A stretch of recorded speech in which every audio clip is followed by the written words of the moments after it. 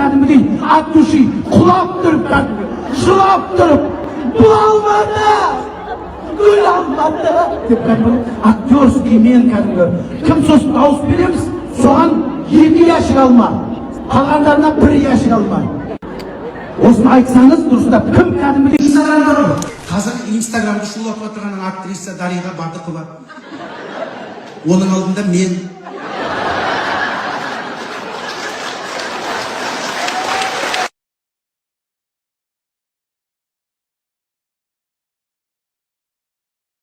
адам болып жаралған соң ұнатасың сүйесің көңіл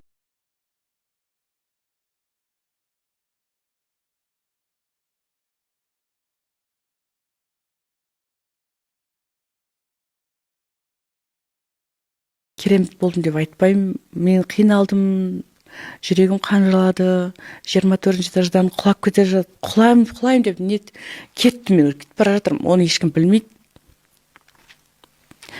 Не тоқтатты сіз? Балаларым да көріп қазір жылауы мүмкін.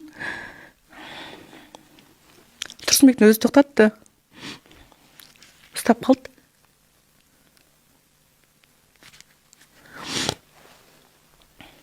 Ол да бір таңғы уақыт. Өте қиын болды, себебі шетелге барып келген екен екеуі. Жұмыс атқарамыз, қайтып келеміз деп маған әдемілеп тұрып айтқан кезде мен жүрегім жылып кетті. Дубайға бара жатсың ғой, мен де еріп барайын деген ондай арамдық жоқ қой менде. Сөйтіп барып келгеннен кейін Тұрсынбек жаңа видеосын көрсетіп жатыр да, ол да көрсінші ең құрман телефон арқылы деп жаңа Дубайдың әдемі жерлерін, көлікпен бара жатқан жерін көрсетеді да. Сосын жаңа бұл әңгімені ешкімге айтпағам. Видеоны бүйтіп көрсетіп отқан кезде жаңағы қасында бір адам тұрады ғой.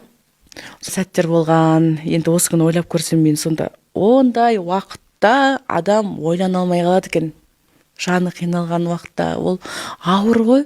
Сені сенген адамың, азаматың жұмыспен кеттім деп осындай әрекетке барып келгені, және осы уақытқа дейін алдап жүргені болды. Бізде бәрі тоқталды, ана жақ тыныш.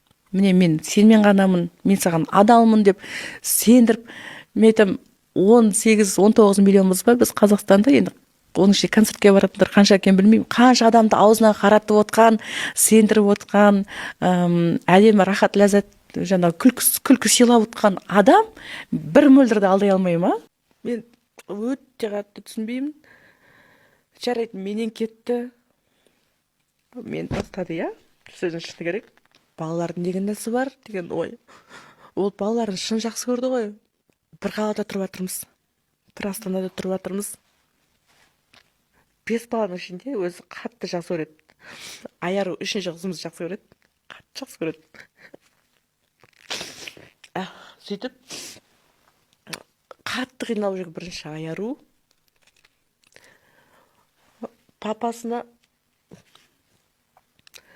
көрмегені былай тұрсын, жазғанда жауап ала алмай қиналады қазір. Біз осындай сәтте жүрміз. Жақында біліп қалдым, телефондарын барлығын блокқа қойыпты.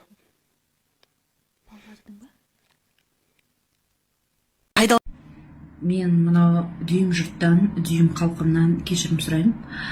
Себебі мен осы фильмнің шыққанына дейін үндемей отырып, арамызда қалады барлық нәрсе, барлық әңгіме деп біз келіскенбіз, арамызда болады деп. Енді мен жақтан қысым болып жатыр Мөлдір ханымнан. Енді ол қысымды Тұрсынбек те тоқтата алмай отыр. Және мен әрмен қарай шыдай алмаймын, себебі менің жұмысыма кедергі жасап жатыр. Барлықтарыңыздан кешірім сұраймын. Және менің үндеуіме Тұрсынбек те қарсы болған, бірақ менің жұмысымның тоқтап қалуына байланысты мен осы үндеуімді қара халқыма жіберіп отырмын. Біз негізі фильмді күткенбіз, сосын айтамыз деп. Пайдалана отырып, сол нәрсеге шынымен Меруерт ханым айтпақшы, нүкте қоя салсаңыз дұрыс болар еді деп ойлаймын. Жалпы Мөлдір ханым. Екеуіңіз екі жақтан жабылайын дедіңіздер ме? Мөлдір ханым, қараңызшы, жалпы халықтың көкейіндегі бір-ақ сұрақ қой сол. Соған нүкте қоя салсаңыз. Сіздерге орында. Иә. Мен сіздерді жоққа шығарып жатқан жоқпын. Тақырыптың өзі, Халыққа да шындығы. Мөлдір, бұл тақырып ең қызық. естімеген шындығы. Иә. Енді Тұрсекенің өзінің айтқан күнін күтіп жүрмін.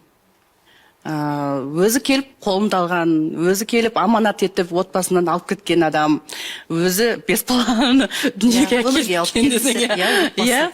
Сондықтан ер азамат болып, бірінші ол кісі шығып, өзінің ойын, өзінің себебі елдің алдына шығып жүрген азамат оған жеңілірек болады деген оймен, ол кісінің шешімін, ол кісінің ойын мен күтіп жүрмін. Сондықтан мен ол кісінің алдына шығып айта алмаймын. Дұрыс. нашарлықпен алып жатқан жоқ.